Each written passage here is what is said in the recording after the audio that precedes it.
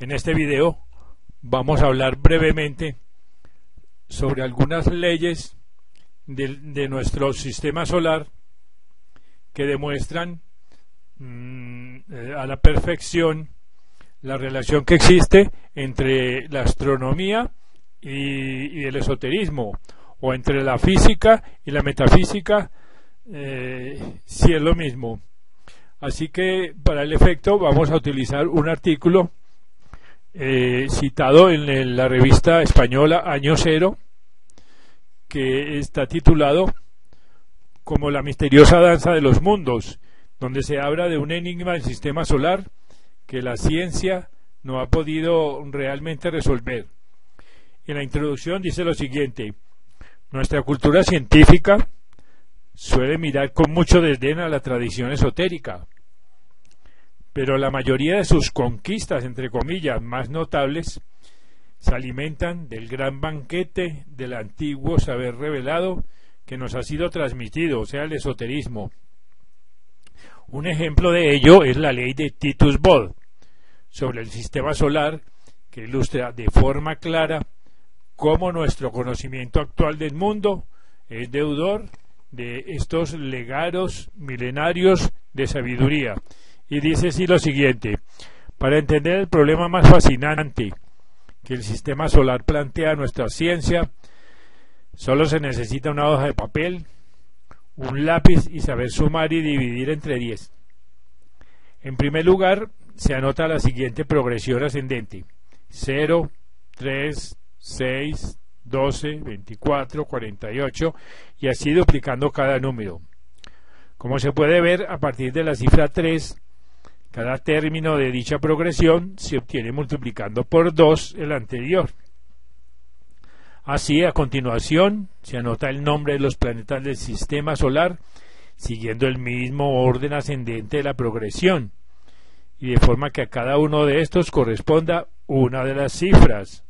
Así, empieza 0, es Mercurio, Venus 3, la Tierra 6, Marte X, X el siguiente, Júpiter, sí, y Urano y Neptuno, etcétera, etcétera.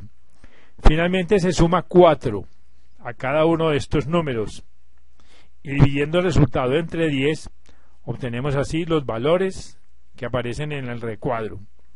Las cifras finales de cada línea de este expresan en unidades astronómicas la distancia que separa el planeta correspondiente del centro del sistema.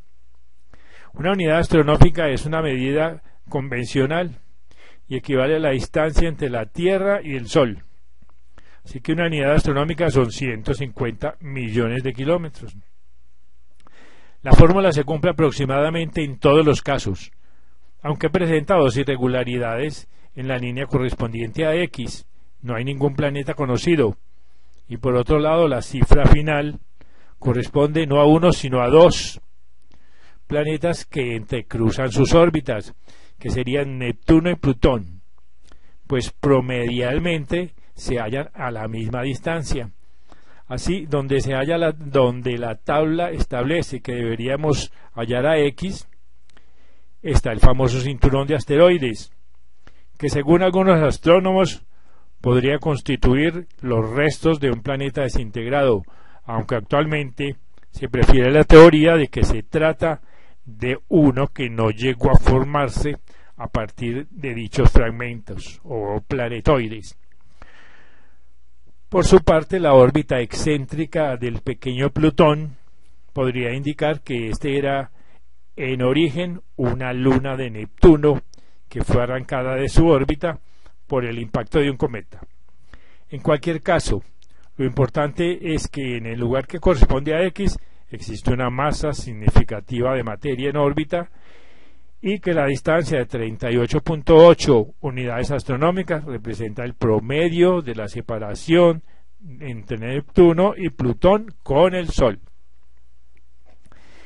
Esto, y luego habla el artículo citado de la ley de Titus Bode.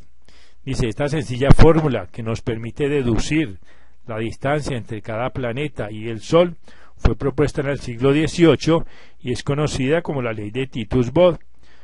Cuando se formuló, todavía no se había descubierto el cinturón de asteroides, ya que el primero de estos, que es Ceres, se observó por primera vez en 1801. Hoy se han calculado unos 7.000 y se piensa que pueden existir millones. Pero el hecho es que su existencia permitió confirmar dicha ley, que preveía la existencia de otro planeta entre Marte y Júpiter, deducida de la aplicación de dicha fórmula matemática. Recientemente algunos astrónomos han afirmado que esta ley también parece cumplirse en relación a los satélites de Júpiter, y no faltan quienes creen que en ella se podrían elaborar modelos que permitan predecir los radios orbitales en otros sistemas planetarios diferentes al nuestro. El problema es que, según mantiene la ciencia, nuestro sistema solar debió formarse con una parte de la estrella original, desgajada de esta por el impacto de otro cuerpo o por las eyecciones de plasma del Sol primitivo. Es decir, que la distribución planetaria habría sido fruto del azar, y esto es lo que piensan todavía hoy algunos astrónomos. Sin embargo, ¿qué tantas matemáticas sabe el azar? ¿Cómo es posible que por casualidad todos los cuerpos que orbitan en torno al Sol se hayan formado de tal modo que, conociendo la distancia de uno de ellos a la estrella, es posible deducir las que corresponden al resto aplicando esta sencillísima fórmula? La ciencia, pues, no ha sabido encontrar una respuesta a este enigma, que sin embargo ha ocupado a numerosos y prestigiosísimos astrónomos hasta nuestros días. Además, si usted le pregunta a uno de ellos de dónde y cómo dedujo Johann Titus su ley, más tarde retomada y perfeccionada por Johann Bode, simplemente se cogen de hombros, y para ellos esto es simplemente un misterio. Naturalmente existen respuestas más bien vagas que pretenden ensayar una explicación. Algunos atribuyen dicha distribución a fenómenos de resonancia gravitatoria. Otros sugieren que pudo deberse al ritmo de las pulsaciones solares transmitidas al plasma que rodeaba a la protoestrella en la fase de formación del sistema, pero ninguno describe el proceso que arrojó este resultado. Así que para la cuestión relativa al fundamento del cual Titus dedujo su fórmula no hay ninguna explicación. De modo que los científicos prefieren seguir hablando de una ley empírica. Pero si nuestra ciencia no puede resolver estos enigmas, la tradición esotérica sí puede hacerlo. Y para confirmarlo basta leer un libro llamado En busca de lo milagroso, que es un libro en el cual el filósofo Ouspensky recoge las enseñanzas impartidas por Gurdjieff a un grupo de discípulos en Rusia. Al tratar el tema de las leyes del 3 y del 7, o sea, la ley de las octavas, este maestro Gurdjieff expone una cosmología que se basa en la misma progresión de Titus. La única diferencia es que Gurdjieff sitúa el 1 donde la ley de Titus-Bode ubica el 0, y su progresión es la siguiente: 1, 3, 6, 12, 24, 48, 96, etc. Este 1 correspondería al absoluto del cual se deriva toda creación. Dicha progresión se aplica a la estructura del universo como una fórmula que permite establecer de este modo una jerarquía cósmica. Así que según la ley del septenario, que es muy famosa en numerología, o sea, la ley de las octavas, dice que toda evolución es un proceso de 7 pasos que culminan en un octavo, que es la réplica del primero, pero a un nivel superior de evolución, configurando la misma estructura que se observa en la escala musical. Así que sobre esta base Gurdjieff establece su progresión. Absoluto es 1, el Do, todos los mundos 3, que es el Si, todos los soles 6, que es La, el Sol 12 es el Sol, todos los planetas 24 es Fa, la Tierra 48 es Mi, la Luna 96 es Re. Así que en esta cosmología pitagórica, las cifras de la progresión indican la cantidad de leyes que rigen cada tipo de mundo o nivel cósmico. A mayor número de estas, más distancia con el absoluto 1 y menor grado evolutivo, y viceversa, por supuesto. También afirma Gurdjieff que el mismo esquema se repite en cada nota, puesto que éstas se subdividen a su vez en octavas internas, repitiendo los intervalos. La serie de 12 quintas, tonos y semitonos de la octava mayor que configuran entre las 8 notas. Así, por ejemplo, la Tierra, 48 leyes, representa la nota Mi, pero esta se vuelve a subdividir en 7 pasos que reproducen la escala mayor de la que forma parte. Así pues, las leyes que rigen el nivel superior de la Tierra son 24 leyes y también actúan sobre nuestro planeta. A diferencia de la ley de Titus-Bode, que solo es una aplicación parcial y aislada de la fórmula pitagórica original, esta cosmología es muy compleja y pretende describir el universo en su totalidad, así como la evolución de cada una de sus partes. Pero en cualquier caso, parece evidente que Titus tomó su ley de la misma progresión pitagórica, como Johann Kepler desembocó en sus 3 leyes del movimiento planetario partiendo del mismo principio que reflejó en el título de su famoso libro La armonía de los mundos. Al aplicar dicha progresión a las distancias de todos los planetas conocidos al Sol, Titus vio que funcionaba a la perfección, confirmando el postulado pitagórico de que cada nota de la escala se estructuraba como una nueva octava interna. De hecho, su fórmula para el sistema solar presenta idéntica estructura, 7 pasos que culminan en un octavo que replica el primero en un nivel superior de vibración, como ya dijimos. Aunque enmascarada en 9 términos, puesto que los 2 primeros, 0 y 3, como han observado los propios científicos, están fijados arbitrariamente.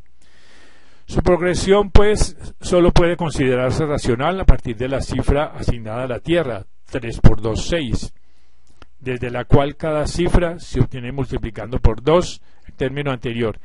De hecho, es significativo que la octava musical constituya un sistema universal tan empírico, es decir, no deducible de ningún axioma ni desarrollo lógico, como la ley de Titus.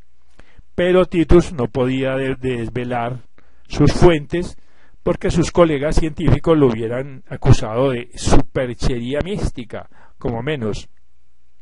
De modo que jamás comunicó el origen de su célebre ley empírica, como era así llamada, y esta pudo transformarse así en un auténtico quebradero de cabeza para los astrónomos durante siglos, sin que nadie hallara hasta hoy una respuesta satisfactoria a su origen ni a la existencia de la evidente proporcionalidad que mantienen entre sí las distancias planetarias. De nada sirvió que se objetara la naturaleza convencional de la unidad astronómica, porque incluso empleando otras medidas y sofisticando aún más el sistema, la ley sigue cumpliéndose y planteando su desafío a la teoría según la cual el sistema solar se formó por un azar cósmico.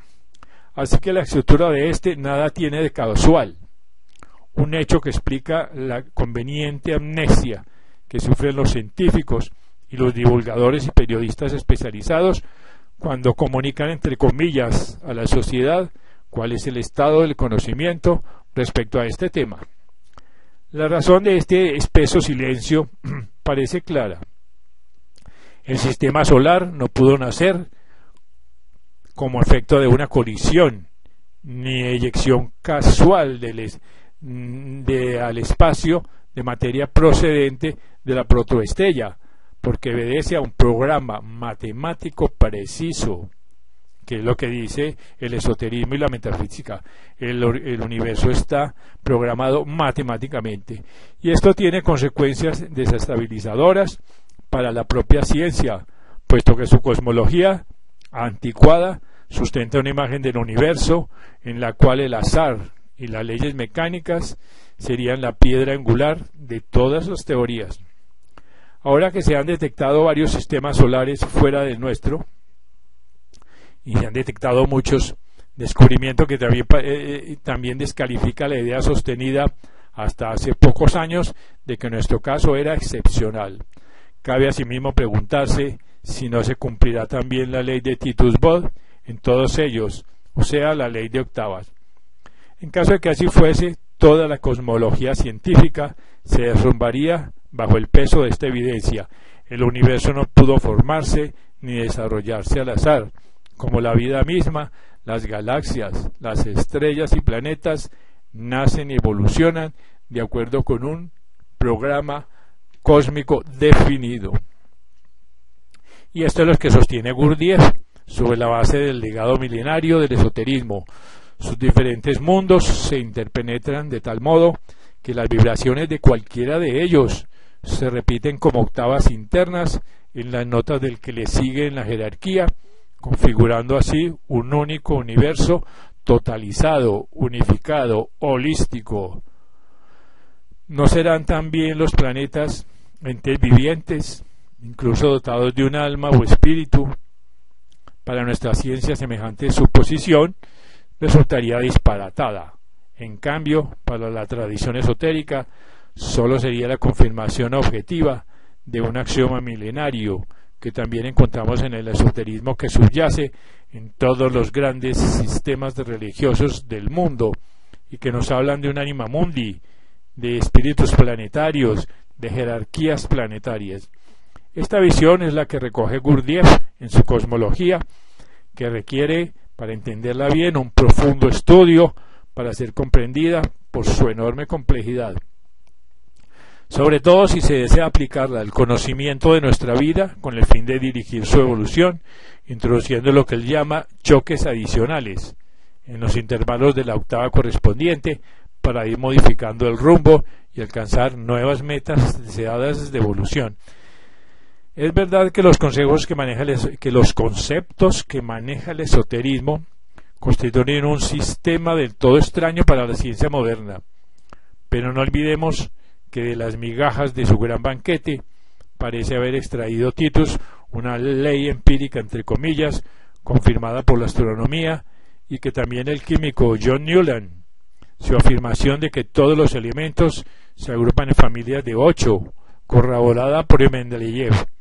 Y si la existencia de esta ley universal de octavas parece expresarse en muy distintos ámbitos, incluyendo el de la biología moderna, al comprobar que todos los seres vivos comparten 8 elementos químicos básicos, así que la idea de un cosmos viviente también empieza a abrir ese camino en la ciencia actual a través de la, entre comillas, hipótesis de Gaia de J. Lovelock, o con la teoría de un universo inteligente de Fred Hoyle. Vemos pues cómo en esta forma se puede unificar lo esotérico, lo científico, lo físico y lo metafísico.